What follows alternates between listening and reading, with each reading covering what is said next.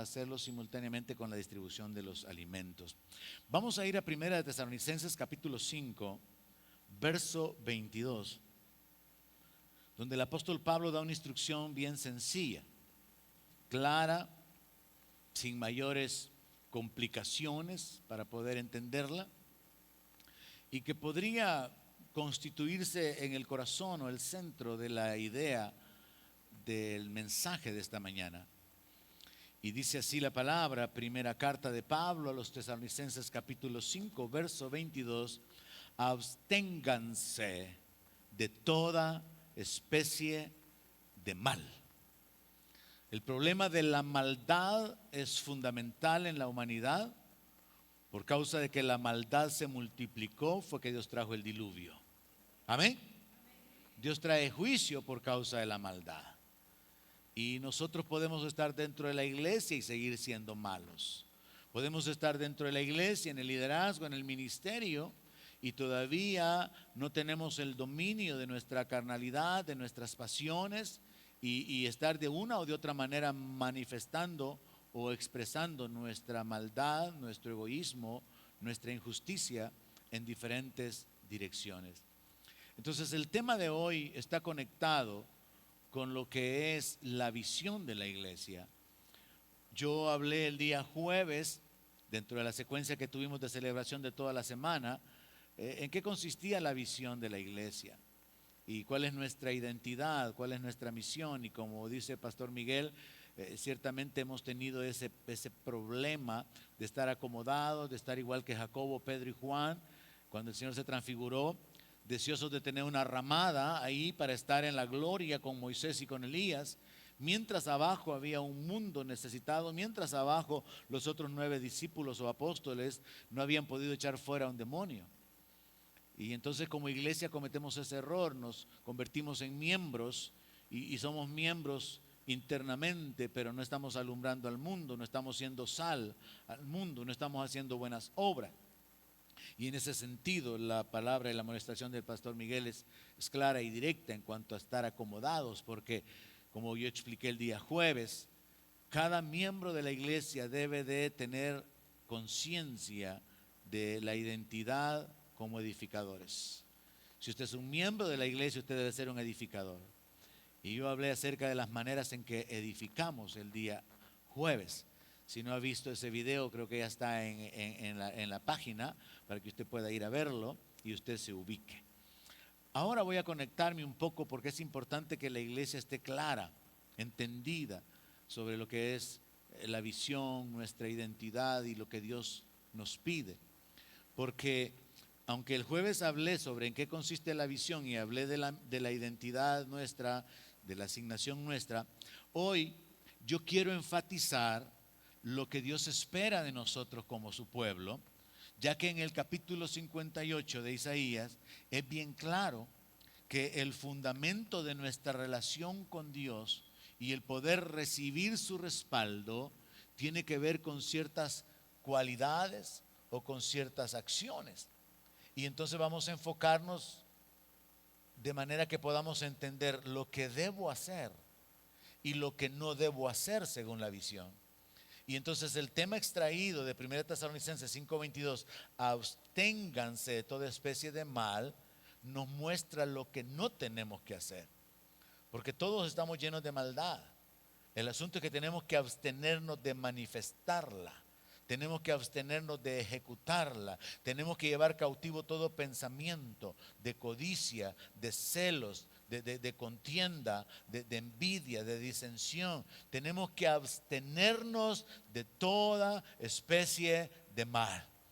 Y abstenerse significa no hacerlo, no ejecutarlo. Hay gente que por haber vivido una vida como alcohólicos ahora se consideran abstemios, ahora ya no pueden tocar, ya no pueden ver, no deberían ni hablar de bebidas alcohólicas. Entonces el abstenerse de algo significa separarse, apartarse, no practicarlo, no usarlo. Y la palabra de Dios nos manda a abstenernos de toda especie de mal. Para entenderlo entonces vamos a ocupar algunos versículos del capítulo 58 de Isaías, que es de donde Dios me guió para extraer la redacción de la visión. Y vamos a entender primero cómo para los israelitas el ayuno se convirtió en un acto religioso. El ayuno fue ordenado por Dios desde el Antiguo Testamento, era una práctica espiritual que tenía dos propósitos en particular. Número uno era ocuparse de la palabra, ocuparse de la comunión con Dios y dejar a un lado el abstenerse de los alimentos, hacer a un lado el poder nutrirse físicamente para poder nutrirse espiritualmente. Y en esto Job es el ejemplo, porque él dice: amé más las palabras de su boca que la comida. Entonces, uno de los enfoques del ayuno es: me olvido de comer, me olvido de beber, me olvido del deleite de mi vientre, me olvido de satisfacer mis necesidades físicas, porque yo quiero encontrar el deleite en Dios, ser satisfecho espiritualmente, ser lleno de Dios, quiero tener comunión con Dios. Esa era la primera forma de practicar el ayuno. La segunda forma era en tiempos de peligro, en tiempos de muerte. El ayuno era un tiempo de clamor.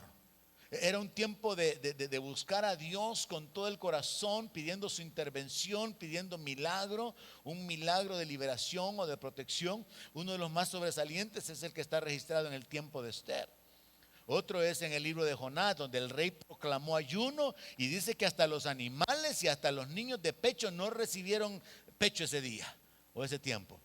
Porque el ayuno era una práctica de clamar a Dios, de buscar a Dios, de olvidarse de la comida, de olvidarse del deleite para poder clamar por la manifestación de Dios, ocuparse de la lectura de la ley, ocuparse de alcanzar la misericordia de Dios.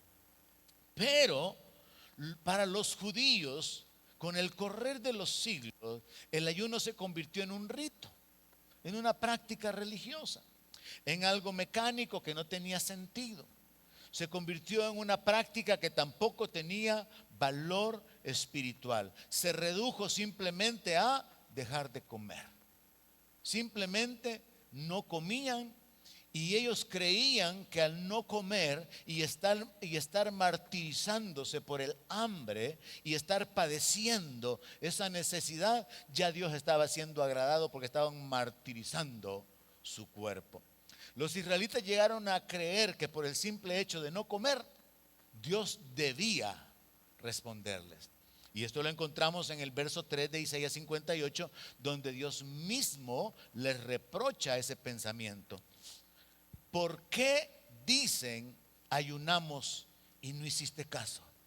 Humillamos nuestras almas y no te diste por entendido. Dios le reclama al pueblo por medio del profeta Isaías y le dice: ¿ustedes creen que yo tengo que responderles solo porque han aguantado hambre? ¿Ustedes creen que yo tengo que estar atento a sus peticiones y a sus oraciones porque se han humillado aguantando hambre? Entonces los judíos cayeron en un gran error. Un error en el cual también muchos cristianos pueden haber caído o pueden estar creyendo que el ayuno es como un sacrificio para agradar a Dios. Y entonces el ayuno, que tenía como propósito tener comunión con Dios, deleitarse en Dios o clamar a Dios por un milagro en tiempos de peligro, en tiempos de muerte, se convirtió en una práctica religiosa en la cual para muchos cristianos evangélicos aún del tiempo presente es sacrificar la carne.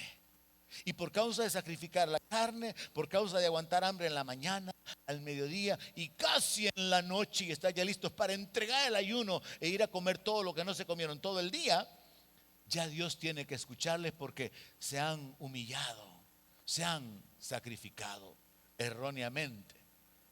Entonces tenemos que comprender que hay una mala comprensión sobre los principios y sobre los propósitos divinos de lo que es el verdadero ayuno.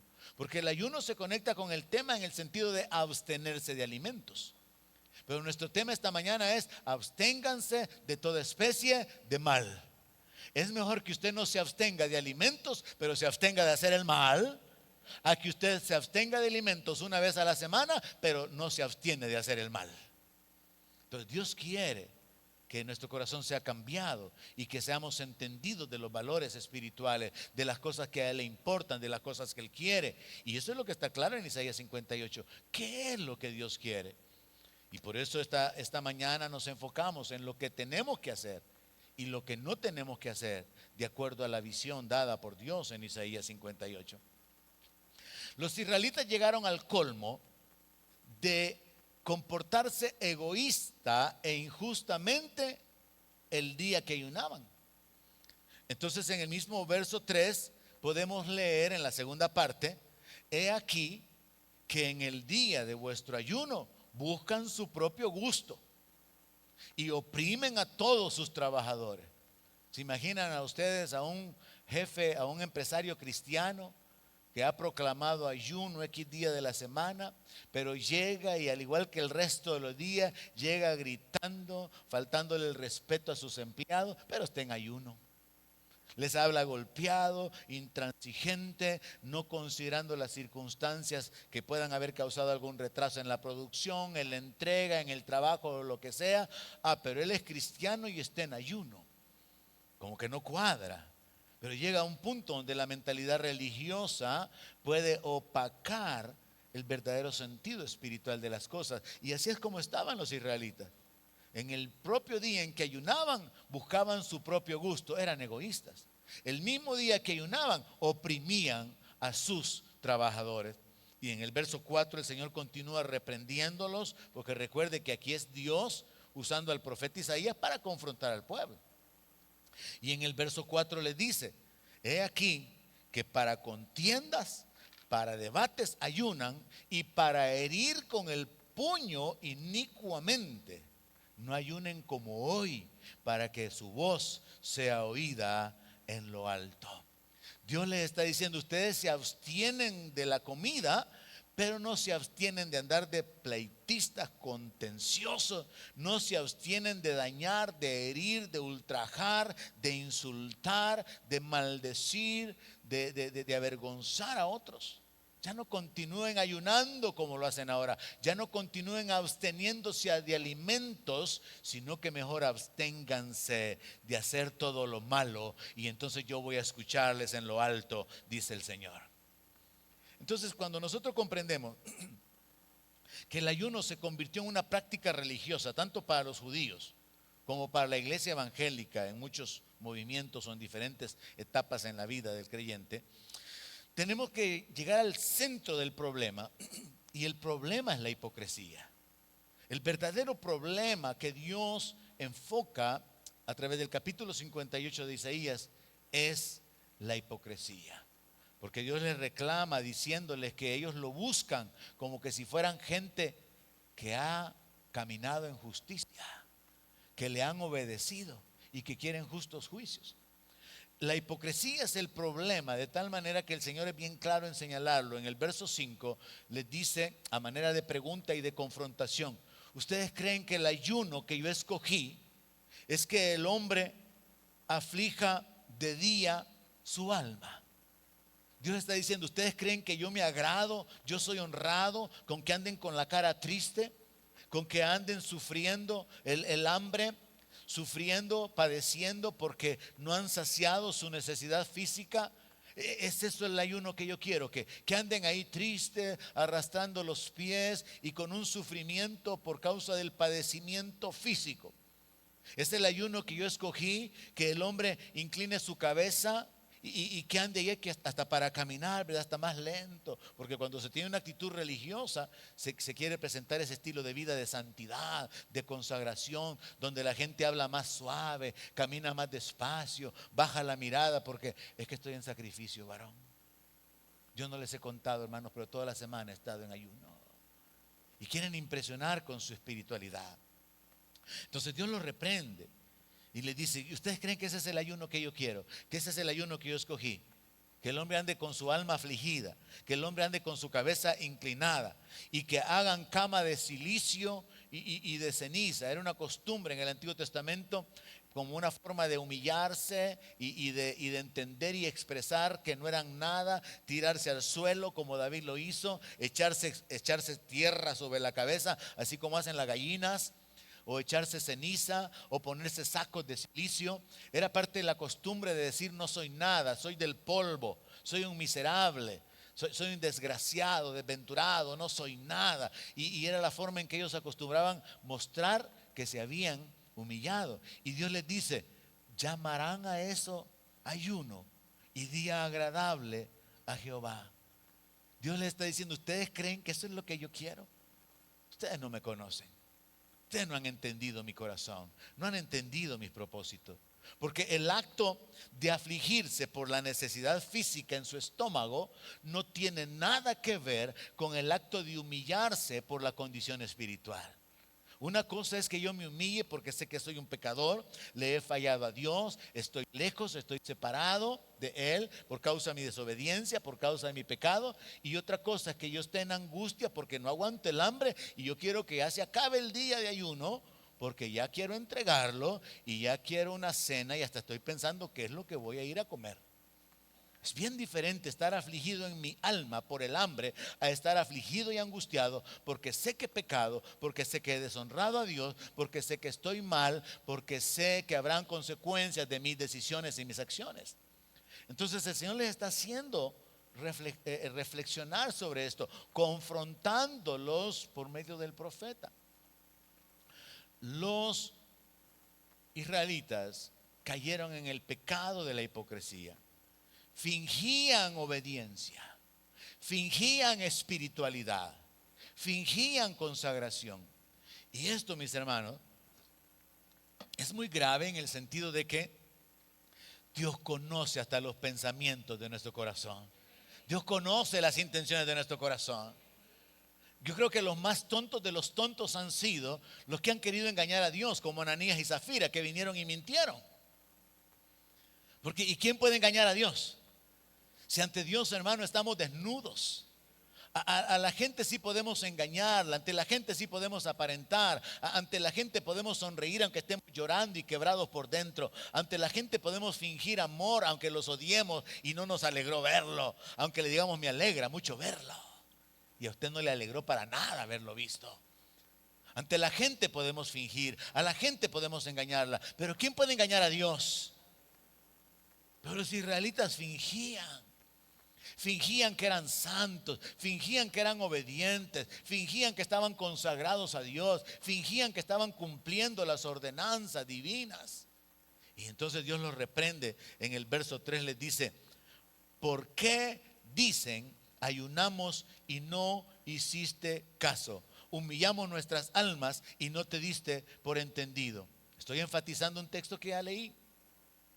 Porque Dios les está diciendo, ustedes piensan que ya ayunaron, ustedes piensan que ya se humillaron y que yo tengo que obedecerles, que yo tengo que escucharles, cuando en realidad ustedes están viviendo egoístamente y siguen manifestando la maldad, oprimiendo a sus trabajadores. Los israelitas actuaban como que habían cumplido en obedecer.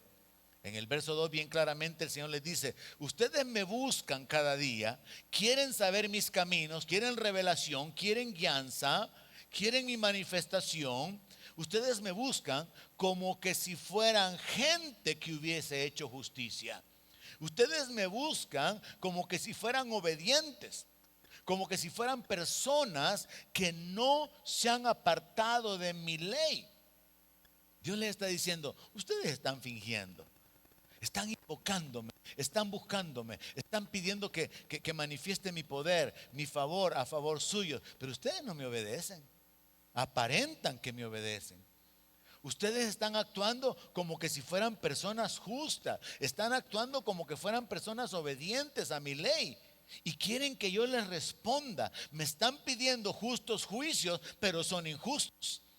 Están pidiendo tener comunión conmigo cuando ustedes no pueden tener comunión ni con sus propios hermanos.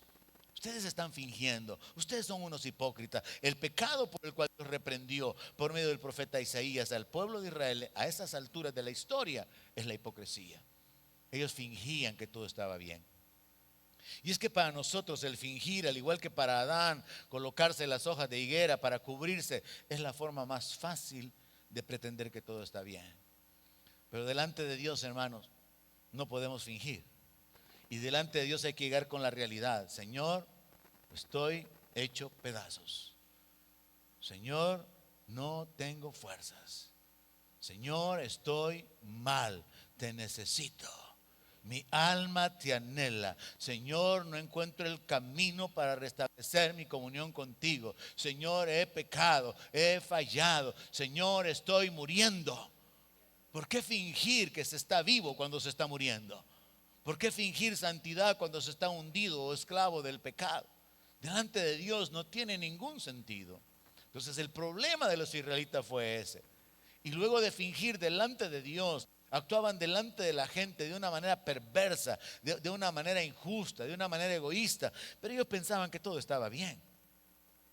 Entonces nosotros podemos darnos cuenta que a través del profeta Isaías, Dios confronta al pueblo y les hace ver que estaban llenos de maldad, eran injustos, eran egoístas, eran abusadores y contenciosos, eran opresores y maltrataban a sus empleados, pero actuaban como que si eran personas obedientes. Y querían que Dios les respondiera, querían que Dios manifestara su poder, su favor, su gracia. E incluso el Señor dice, me piden justos juicios. Y ellos siendo injustos. Actuaban como que si todo estaba bien y querían que Dios los bendijera. Actuaban igual que aquel del cual el Señor Jesús narró en la parábola de los dos deudores, que pide misericordia pero no tiene misericordia de su consiervo. Actuaban de una manera malvada. Nosotros hemos sido perdonados y no perdonamos. El Señor no nos ha condenado, pero condenamos. El Señor no nos desecha, pero nosotros tenemos acepción de personas. Tenemos que llevar a la realidad personal, iglesia, la aplicación de la palabra en nuestra vida. Y esta mañana el Señor a través de su palabra nos dice, absténganse de toda especie de mal. No critique, no señale, no juzgue, no condene. Hay una serie de cosas que nosotros hacemos con nuestra boca, que son manifestaciones de la maldad. Y Dios nos dice, absténganse de toda especie de mal. Eso es más valioso que abstenerse de comer. Eso es mucho mejor, vivir así, que tener un día de ayuno semanal en el cual usted está absteniéndose de alimento. Y no es que no haya que practicar el ayuno en el fundamento o en el enfoque básico de ocuparnos de la palabra y de la comunión con Dios, sino que este ayuno, el que Dios escogió, es mucho más valioso que el que tiene que ver con la comunión y que tiene que ver con el clamor a Dios por su temor. Y obviamente el otro no tiene ningún valor. El que simplemente se trata de abstenerse de alimentos y continuar con la maldad en el corazón. Y nuestra maldad, iglesia, muchas veces comienza hasta con nuestro trato con Dios. Somos desagradecidos con Dios. ¿Cuántos creyentes no tienen tiempo para congregarse? Yo acostumbro decirle, no va a tener tiempo cuando esté muerto. Mientras esté vivo, usted tiene tiempo. Pero ¿cuántos creyentes no se congregan porque no tienen tiempo? Porque están cansados. Y se les ha olvidado que hay uno que es el que da el aliento, vida y todas las cosas. Pero hay muchos creyentes que les da igual dejar de congregarse. Es que mire hermano, o es que mire papá, o es que mire pastor, me ha caído un desánimo, fíjese. Pero usted siga orando por mí, porque al rato voy a volver. Qué corazones más duros y llenos de maldad. Ingratos por aquel que estuvo colgado en la cruz y que sufrió por nosotros. Y si somos ingratos con Dios, si somos injustos con Dios, si somos malos con Dios, ¿cómo no vamos a hacerlo con la gente? Si nuestra relación con Dios, que es el fundamento, no está bien, ¿cómo va a hacerlo con la gente? Si usted no es agradecido con Dios, ¿cómo va a ser agradecido con la gente? Sin embargo, en el mundo hay un enfoque totalmente contrario. ¿Cuánta gente corrió anoche? ¿Y cuánta gente va a correr ahora? Y van a correr otros días de estos, detrás de un ídolo, gritando y entregándose y pagando su dinero. Y la gran alegría y la gran algarabía por alguien que no puede darle vida, que no puede perdonarlo, que no puede cambiar para nada su existencia. Ahí usted entienda cómo nosotros pecamos contra Dios en nuestra falta de gratitud, en nuestra falta de honra a Él. Dice la palabra de Dios que recibiendo nosotros un reino inconmovible, seamos agradecidos, tengamos gratitud y mediante ella sirvamos. Si Dios me ha llamado a su gloria eterna, si Dios me ha adoptado, si Dios me ha perdonado, si soy bienaventurado porque no hay ninguna condenación en contra mía, yo tengo que tener gratitud. Y mi gratitud tiene que moverme a servir a aquel que me ha dado la vida. Pero a partir de allí, la iglesia peca. Pero actuamos como que todo está bien.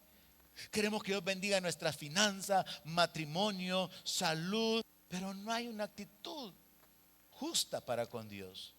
No hay una actitud de agradecimiento para con Dios, de honra para con Dios. Entonces nosotros podemos estar en la misma condición que los israelitas.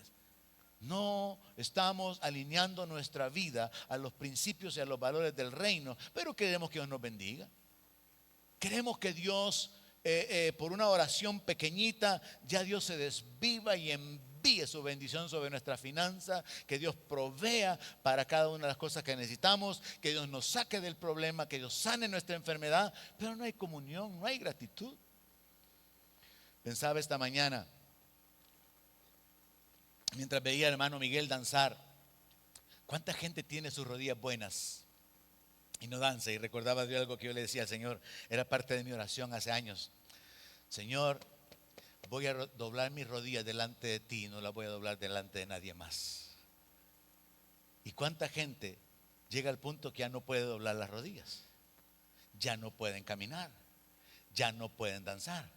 Pero ¿cuántos creyentes sí pueden, pero no lo hacen? ¿Cuántos creyentes pudiendo danzar no danzan? ¿Cuántos creyentes pudiendo doblar sus rodillas no las doblan delante de Dios? Ingratitud, inconsciencia. Nuestra relación con Dios está mal y tenemos que reconocer, somos ingratos, somos desobedientes, somos infieles. Aunque no diga amén, yo lo voy a decir en representación de todo.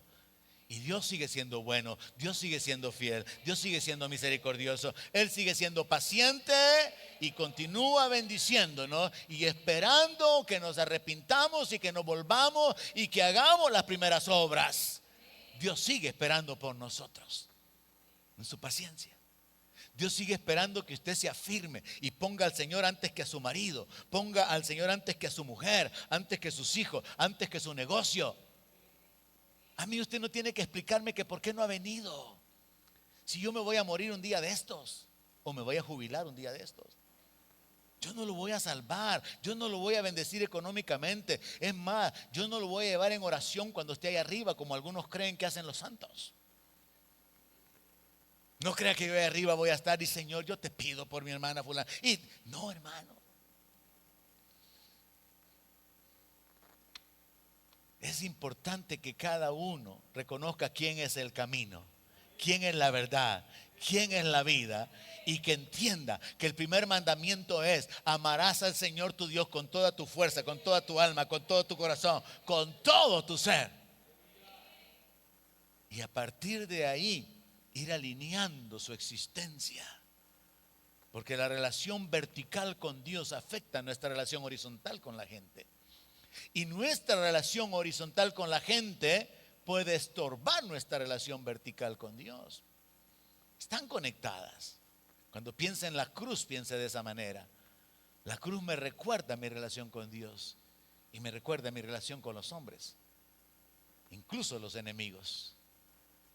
Incluye la familia, incluye la fraternidad o la comunidad cristiana. Pero todo comienza con un cambio de corazón. Que usted reconozca que usted ha puesto ídolos delante de Dios. Y que de alguna manera lo que se dice del pueblo de Israel en el tiempo de los jueces, que adoraban a Jehová pero adoraban a sus ídolos. Es una realidad para muchos cristianos. Adoran a Dios, sí, tienen temor de Dios, sí, le dan gloria, pero el ídolo trabajo los estorba. Sí, adoran a Dios, han creído en Jesús con todo su corazón, lo han confesado como Señor. Sí, pero si el esposito le estorba en su comunión con Dios, es que por mantener la paz, hermano pastor. ¿Y Jesús qué dijo? Que quien no deje padre, madre, mujer, hijo por causa de él no es digno de ser su discípulo. Llega un momento donde tenemos que examinar nuestra vida, nuestras convicciones. Y cuando ponemos a Dios en primer lugar, Dios se encarga de levantarnos. Dios se encarga de manifestar su poder a favor nuestro. Eso no estaba en mis notas, pero alguien que vino ahora tenía que oírlo. Así que paso a lo siguiente. Dios revela que el verdadero ayuno es abstenerse de hacer el mal y abstenerse de los privilegios para cedérselos a que otro los disfrute. Ese es el verdadero ayuno según Isaías 58. Abstenerse del mal. Usted no hace lo malo. Le dan ganas de hablar, pero no habla. Se le viene un pensamiento, usted lo captura, se arrepiente y lo manda de regreso al infierno. Usted se abstiene de lo malo. Usted se abstiene de hablar mal de alguien. Usted se abstiene de condenar. Usted se abstiene de juzgar. Usted se abstiene de proferir palabras en contra de otros. Pero también usted se abstiene de disfrutar lo que tiene, lo cede para que otros puedan tener ese privilegio. Ese es el verdadero ayuno. Entonces enfoquémoslo bajo estas dos sentencias u oraciones. Lo que debo hacer. Según Isaías 58, verso 6, ¿no es más bien el ayuno que yo escogí desatar las ligaduras de impiedad, soltar las cargas de opresión y dejar ir libres a los quebrantados y que rompan todo yugo? Según Isaías 58, verso 6, lo que yo tengo que hacer es desatar ligaduras de impiedad, dejar de estar controlando, manipulando la vida de otras personas de una mala manera. Hay maridos controladores, hay mujeres manipuladoras, hay hijos rebeldes. Y lo que Dios nos dice es, tienen que desatar, tienen que deshacer esas ligaduras de impiedad, de maldad, de manipulación, de control. Tienen que soltar las cargas de opresión. Hay maridos que oprimen a sus mujeres, que son exigentes. Hay mujeres que son incomprensivas con sus maridos y ponen carga, ponen sobre ellos presiones y exigencias que el hombre no puede cumplir, que el hombre no puede satisfacer. Y el Señor dice, quiero que desaten las ligaduras de impiedad, quiero que suelten las cargas que se están poniendo unos a otros, quiero que dejen ir libres a los que están quebrantados, que no los mantengan ahí oprimidos, que no los mantengan ahí dominados bajo el peso de una exigencia impía o malvada. Entonces, ¿qué es lo que tengo que hacer? Soltar a aquellos que yo tengo atados con mi maldad, con mi exigencia, con mi mala manera de actuar, con mi mal carácter, con los reclamos, con los reproches, con la manera golpeada de exigir las cosas, o aún sin manera golpeada, sin exigir, soltar las cargas, dejar ir libres a los quebrantados. ¿Qué tengo que hacer según el verso 7? ¿No es que partas tu pan con el hambriento y a los pobres errantes albergues en casa? ¿Que cuando veas al desnudo lo cubras y no te escondas de tu hermano? El ayuno significa que yo me abstengo de disfrutar lo que tengo y lo cedo para que alguien más lo disfrute. Me abstengo del deleite personal porque yo lo tengo por siempre y entonces es tan fácil cederlo eventualmente para que alguien más tenga ese deleite.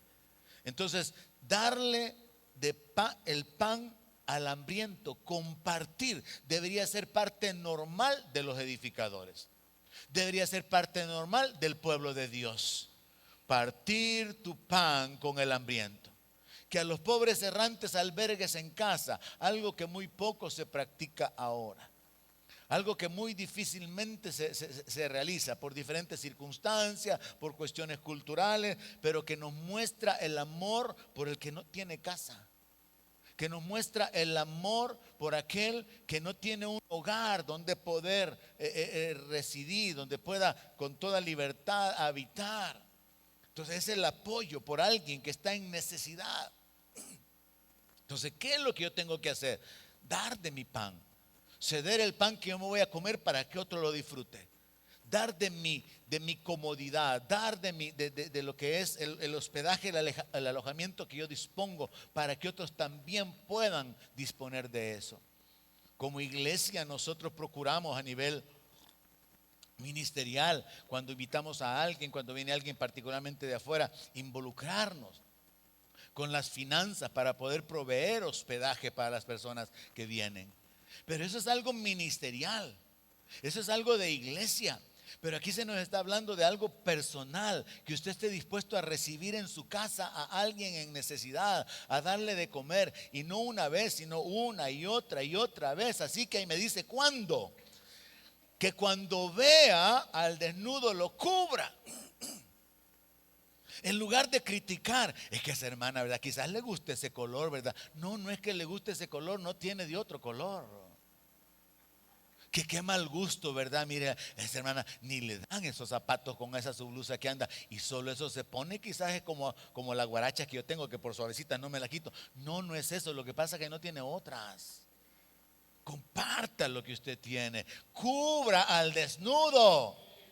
Eso es lo que hace un edificador. Y no te escondas de tu hermano. Cuando ya su hermano lo ha molestado una vez y otra vez y otra vez, y ahí viene, mejor me voy, porque ya sé a qué viene. Dale la espalda. Nos está hablando de misericordia, nos está hablando de generosidad, nos está hablando de amor, nos está hablando de una actitud espiritual de bondad, imitando a Dios, que Él es bueno hasta con los malos. ¿Qué es lo que tengo que hacer según la visión? ¿En qué consiste el verdadero ayuno? En ceder lo que tengo para mí, para que otro lo disfrute. Y Dios enfatiza algo que es una necesidad mundial. Verso 10. Y si dieres tu pan al hambriento. Hay tanta gente necesitada, hermano. Pastor Denny estaba contento, feliz de la actividad que hicieron recientemente en Guatemala, donde yo le acompañé para ir a espiar la tierra. Y me decía, pudimos reunir más de 100 niños, como 180 niños. Los niños estaban felices. Les llevaron pollo para poder tener un almuerzo. Les reventaron piñata, compartieron con ellos del amor de Dios. En una aldea había que subir ahí porque estaban como arreglando la calle y no llegan los vehículos hasta allá. Y él estaba feliz. Y la verdad es, hermano, de que cuando uno hace lo que Dios quiere que uno haga, uno tiene la satisfacción de haber sido obediente. Y uno tiene la satisfacción de ver a otras personas ser bendecidas.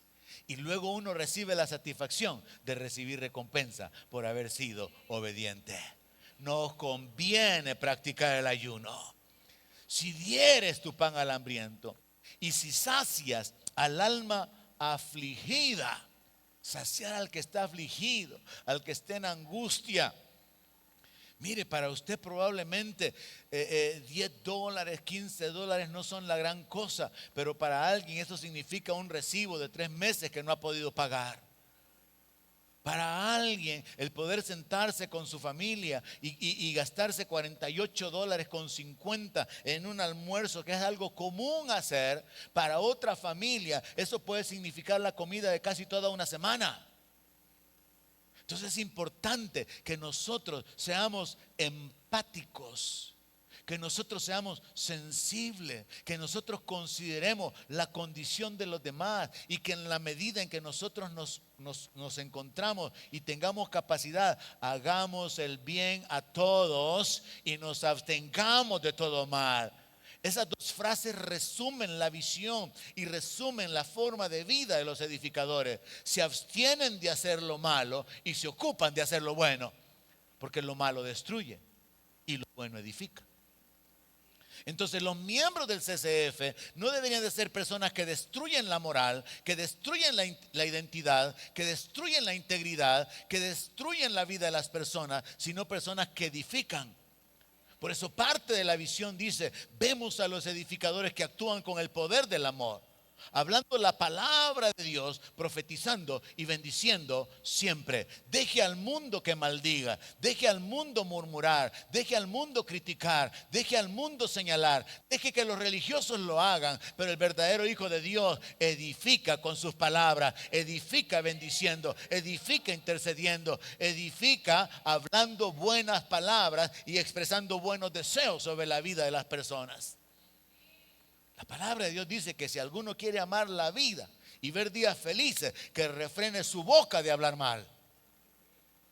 Nosotros podemos maldecirnos a nosotros mismos con nuestro hablar. maldecimos a otros con nuestro hablar. Y la palabra dice que cuando maldecimos a aquel que ha sido creado por Dios, luego no podemos estar bendiciendo al que los creó, al hacedor. Porque de una fuente no puede salir agua amarga y agua dulce. Entonces, iglesia, es importante entender que hay una identidad conectada con nuestra visión.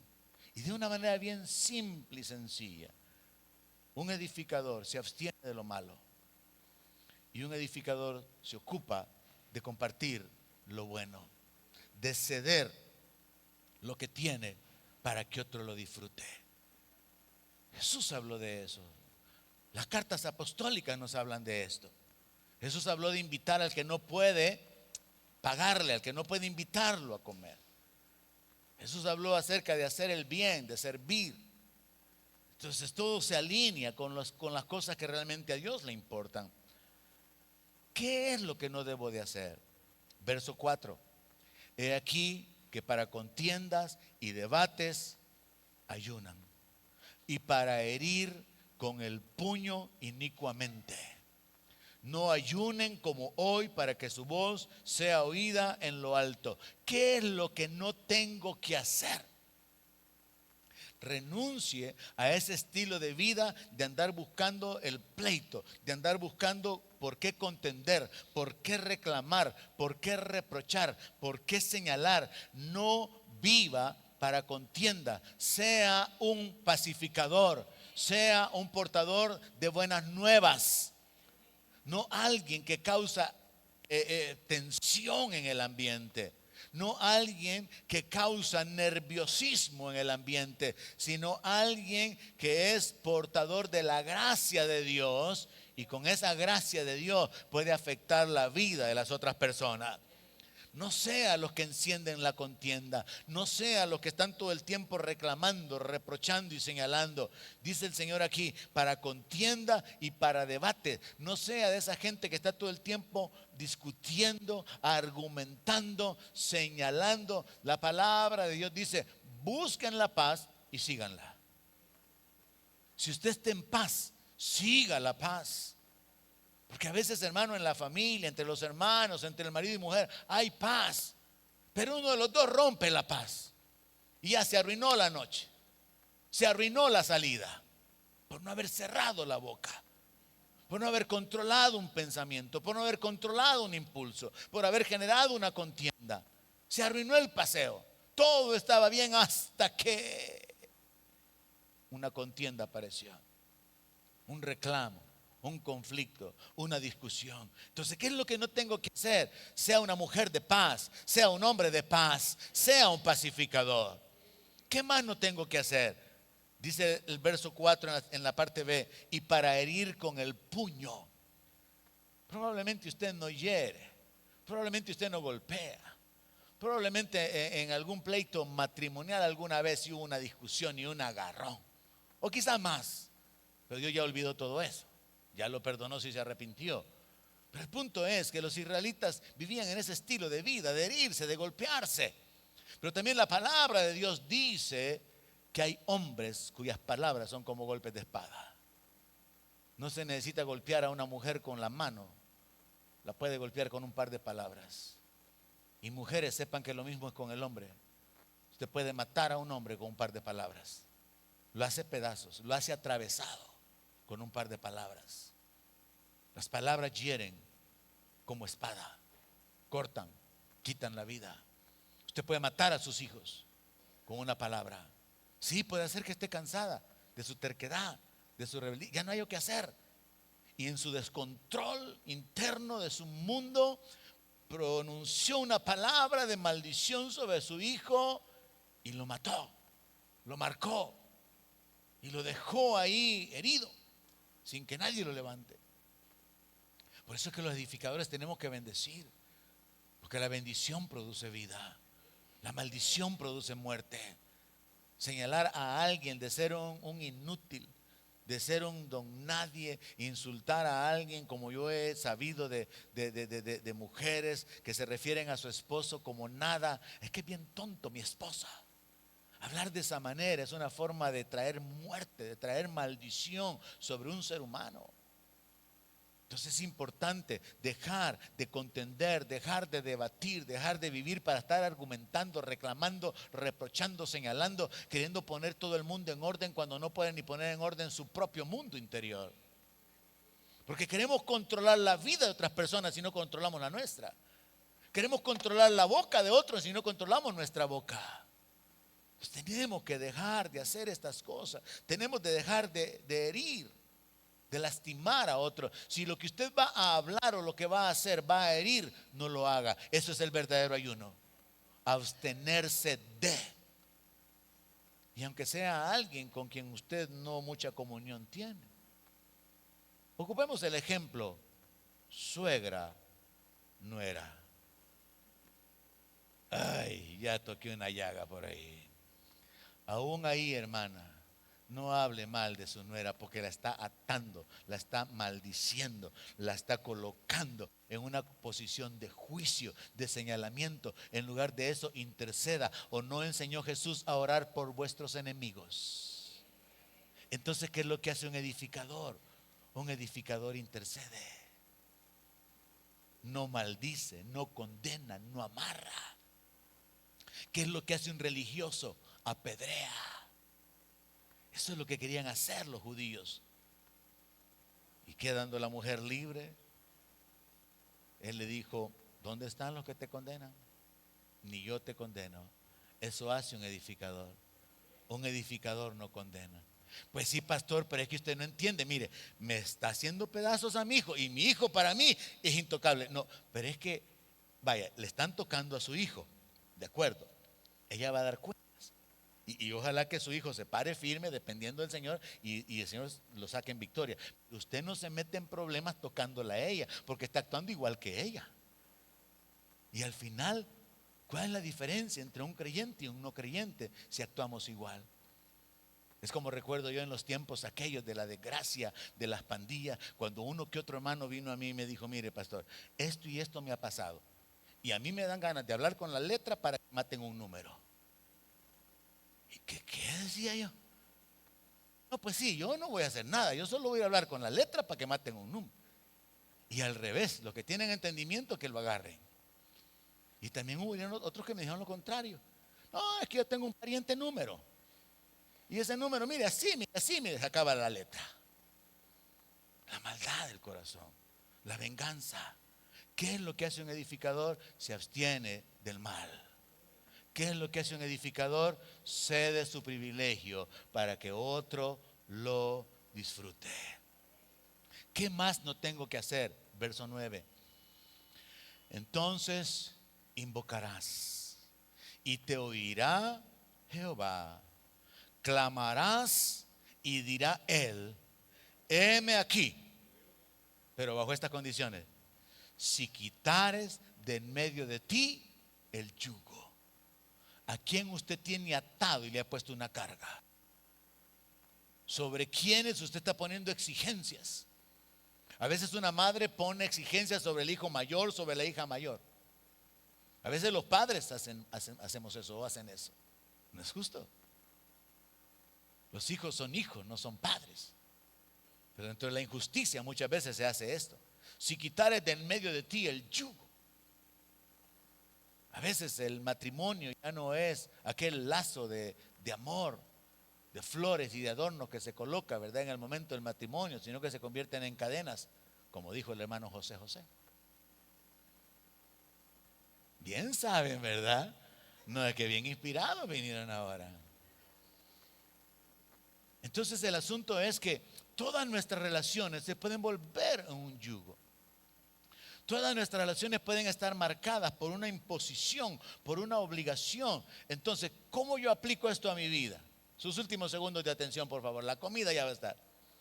Si quitaras de en medio de ti el yugo, piense a quién usted tiene bajo su yugo. Piense a quién usted tiene subyugado. ¿Empleados? ¿Hermanos de los que está abusando? ¿Su cónyuge? ¿Hijos? ¿O hijos a los padres?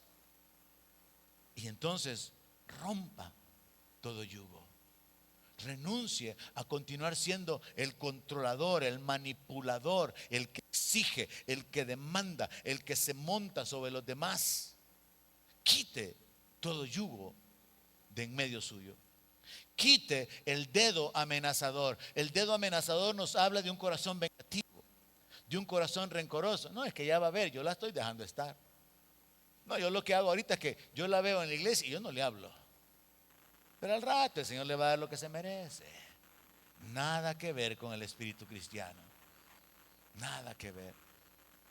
Por eso que yo les decía en algunas ocasiones, a mí me da tristeza cuando a veces veo la relación entre la iglesia y veo a algunos que se atraviesan y ni saludan. O estoy yo hablando con alguien, vienen, me saludan a mí, pero ignoran al que está hablando conmigo. Eso no puede ser así. Primero es mala educación. Segundo es menosprecio, es acepción de personas. Y yo sé que a la iglesia hay que educarla muchas veces.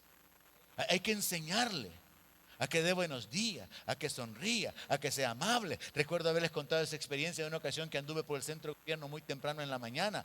Y ese día yo di como 800 buenos días. Porque en el ascensor alguien entraba, buenos días. Otro más entraba en el segundo piso, buenos días. Y todos le contestaban buenos días. Salieron en el pasillo, buenos días, buenos días, buenos días. Y aquí los hermanos como que si no han visto a nadie, pero ni siquiera un fantasma.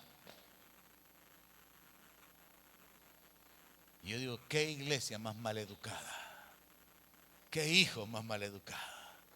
Pero como yo me cansé de reclamarle el saludo a usted, yo lo que voy a hacer es orar para que Dios tenga gracia, misericordia sobre sus vidas. Porque tengo que interceder, ¿verdad? Termino entonces.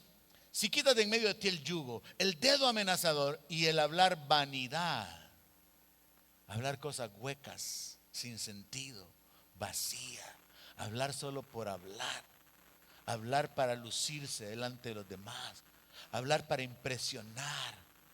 Hablar vanidades tiene que ver con los valores del mundo, las cosas temporales, pero también tiene que ver con el hablar cosas que no edifican. Y el Señor dice, o a través del apóstol Pablo, que nuestra palabra sea sazonada con sal para la edificación de los oyentes. Analícese, examínese, y cuando usted habla, ¿será que los demás tienen ganas de oírlo? O dirán, ay, que se calle ya esta hermana tanto que habla. Aburrido me tiene ya con su risa. Dice algo, se está riendo. Dice otra cosa, se sigue riendo. Y solo ella. ¿Por qué me miran así? Dejar de hablar cosas vanas, cosas que no edifican, cosas que salen de nuestro corazón. Es importante que haya un cambio. Entonces resumimos. Es tiempo de terminar. ¿Estamos listos, hermano Cristo? Todavía no. Averígüeme. No entiendo. Ah, vaya, perfecto. Ok. Entonces concluimos. El verdadero ayuno, mis hermanos, según Isaías 58, es abstenerse de hacer el mal. Y es abstenerse de disfrutar el privilegio de algo que usted tiene para que sea otro quien lo disfrute. Y de esa manera nosotros podemos honrar a Dios y agradar a Dios en nuestro caminar. Voy a pedirle que se ponga de pie. El grupo viene, por favor.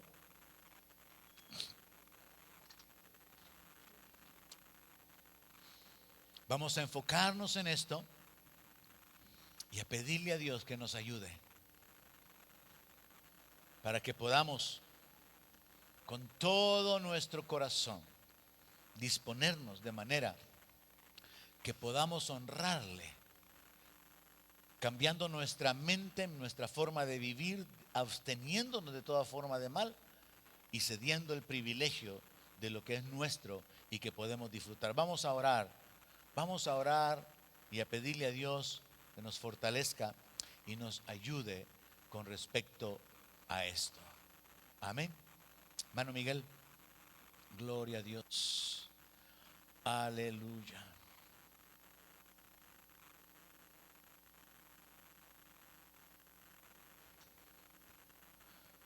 Cierre sus ojos, mis hermanos. Oramos y mientras nos introducimos también simultáneamente con el canto. Padre Celestial,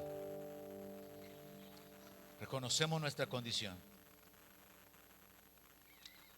Tú conoces nuestras luchas. Tú conoces nuestro corazón. Tú sabes que te necesitamos en nuestra vida y nosotros lo reconocemos y lo confesamos. Y aquí estamos. Sí, Señor. Pidiendo tu ayuda y tu manifestación. Padre, en el nombre de Jesús, nos presentamos delante de ti pidiéndote Sí, que tú te reveles y obres en nuestros corazones. Amén. Que seas tú por tu Espíritu, Señor, convenciéndonos de pecado, de justicia, de juicio, inclinando nuestro corazón para poder vivir de manera que nuestra vida sea agradable delante de ti. Señor, esta mañana somos recordados y entendemos que el ayuno que tú has escogido es que cedamos nuestros privilegios y que bendigamos a otros, de manera que otros sean los que puedan disfrutar de lo que tú nos has concedido. Esta mañana hemos entendido que el verdadero ayuno es abstenernos de toda especie de mal y que eso es parte de nuestra identidad como edificadores. Ayúdanos, Señor. Danos entendimiento, Padre. Sí, Señor. Glorifícate, Señor. Muéstrate en nuestra vida. Glorifícate, Señor. Sí, En Señor. el nombre de Jesús te lo pedimos. Mejor adoración.